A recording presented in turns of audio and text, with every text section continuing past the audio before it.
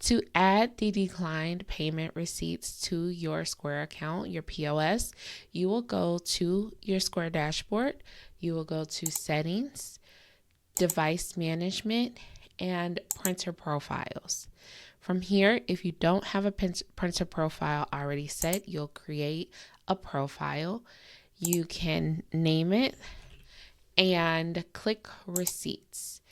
With receipts, you want to make sure that it prints automatically. That will give you the option to check the print receipts for declined payments here. In the rest of these profile settings, if you have an in-person order ticket that you would like to print, you can turn that on here, and it'll have either a single item per ticket. You can customize it to remove the top margin, print kitchen names, and combine identical items to help with the fulfillment of orders. Next is online order tickets. This allows you to send online orders to prep stations, and you have similar options as the in-person order tickets.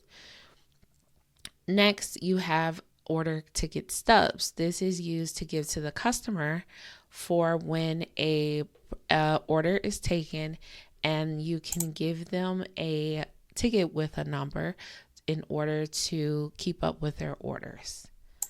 You can also print void tickets and barcode labels, and select the location that you would like this printer profile to be at, and then you'll click Save.